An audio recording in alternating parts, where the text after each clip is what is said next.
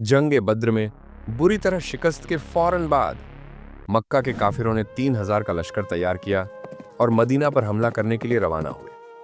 मुसलमानों ने भी अपने दिफा के लिए 3000 की फौज तैयार की। यहां फिर वही बद्र वाली सूरत हाल थी। काफिरों का लश्कर मुसलमानों से 3 गुना ज्यादा था।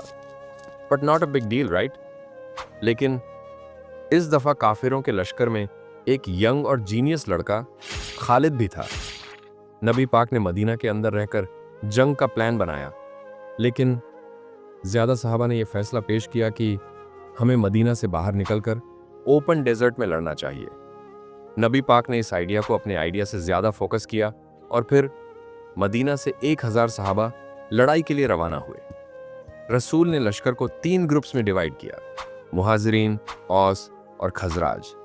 इन 1000 सहाबा में सिर्फ 100 के पास स्टील बॉडी आर्मर था और सिर्फ 50 घोड़े। उसके मुकाबले में 3000 काफिरों की फौज उहुद के मैदान में आकर मुसलमानों का इंतजार कर रही थी। इस फौज की कयादत अब्बू जहल के बाद अब्बू सुफियान कर रहा था। बाईं तरफ अब्बू जहल का बेटा इक्रमा और दाईं तरफ 33 साल का खालिद बिन वलीद घुड़सवार दस्ता लेकर लीड करने के लिए तैयार खड़ा था। मक्का की 3000 की फौज के सामने जब मुसलमानों के 1000 सहाबी उहुद के मैदान में पहुंचे तो अब्दुल्लाह बिन उबय, जो सबसे बड़ा मुनाफिक था, कहने लगा, हम यह जंग नहीं लड़ेंगे, यह तो खुदकुशी है।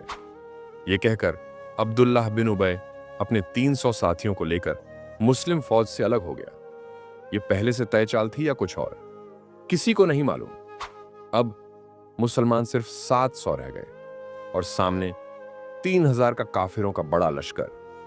रसूल ने 50 तीरंदाजों को दाईं तरफ पहाड़ पर तैनात कर दिया ताकि मक्का वाले पीछे से हमला न कर सकें, और उन्हें साफ ऑर्डर दिया, अगर मुसलमान जीत भी जाएं तब भी नीचे मत उतरना, और अगर हार जाएं, यहां तक कि परिंदे हमारी लाशों को नोचने लगें तब भी अपनी जगह मत छोड़ना। काफिरों की फौज से एक आदमी आगे बढ़ा और मुसलमानों को चैलेंज किया। हजरत अली ने एक ही वार में उसे खत्म कर दिया। फिर उसका भाई आगे आया, हजरत हमजा ने उसे भी खत्म कर दिया। काफिरों के लड़ाके आते रहे और मुसलमान एक के बाद एक उन्हें गिराते रहे। इसके बाद दोनों फौजों के बीच खूनी जंग शुरू हो गई। पहले लड़ाई बहुत सख्त हुई, लेकिन सहाबा काफिरों को गिराते चले गए और काफिर बद्र की तरफ पीछे हटने लगे। साफ नजर आ रहा था कि मुसलमान जंग जीत चुके हैं, लेकिन यही जीत की खुशी सबसे बड़ी गलती बन गई। पहाड़ पर मौजूद 50 तीरंदाजों में से 41 नीचे उतर आए और माल गनीमत इकट्ठा करने लगे। पहाड़ पर सिर्फ 9 तीरंदाज रह गए। यही वो मौका था जिसका खालिद बिन वलीद को इंतजार था। इस मौके का फौरन फायदा उठाते हुए खालिद बिन वलीद ने अपने घुड़सवारों के साथ मुसलमानों के पीछे से हमला कर दिया। अब पूरा गेम पलट चुका था। मुसलमान जीती हुई जंग के बजाय दो तरफा फंदे में फंस चुके थे।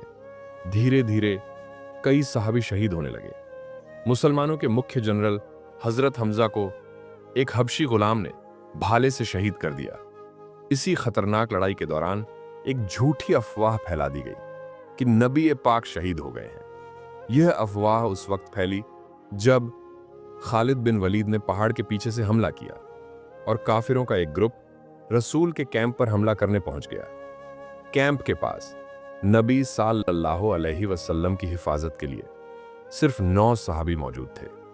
जंग इतनी भयानक हो गई कि नबी का मुबारक दांत शहीद हो गया, लेकिन हजरत तलहा और बाकी सहाबी ने आपको बचाए रखा। 9 सहाबा में से जब सभी शहीद हो गए तो काफिरों को लगा कि नबी भी शहीद हो गए हैं, लेकिन असल में वो हजरत मुसाब बिन उमैर थे, जिनका चेहरा नबी से बहुत मिलता था। इसी दौरान मुसलमानों की फौज किसी तरह वहां से बच कर निकली और नबी को फुल प्रोटेक्शन के साथ पहाड़ पर ले जाया गया। अब मुसलमानों ने फिर से ग्रुप डिवाइड करके दोबारा लड़ने की तैयारी कर ली। मक्का के काफिर घोड़ों के बिना पहाड़ पर चढ़ नहीं सकते थे और बिना घोड़ों के उनकी स्पीड कम हो जाती थी। मुसलमानों ने काफिरों पर तीरों की बारिश शुरू कर दी। अब्बू सुफियान ने अपने सिपाहियों को हुक्म दिया, बस बहुत हुआ, अब हम मक्का वापस लौटते हैं। जाने से पहले अब्बू सुफियान ने हजरत उमर से पूछा, क्या हमने मोहम्मद को कत्ल कर दिया है? हजरत उमर ने फरमाया, वो बिल्कुल सही सलामत है और तुम्हारी बात सुन रहे हैं। यह सुनकर अब्बू सुफियान आग बबूला हो गया। उसने सोचा, हमने यह जंग मोहम्मद साहब को खत्म करने के लिए लड़ी थी, हमने यह जंग मदीना पर कब्जा करने के लिए लड़ी थी, लेकिन काफिरों का कोई भी मकसद पूरा नहीं हो सका और वो मक्का वापस लौट गए। बहुत से इतिहासकार इस जंग को मुसलमानों की हार मानते हैं।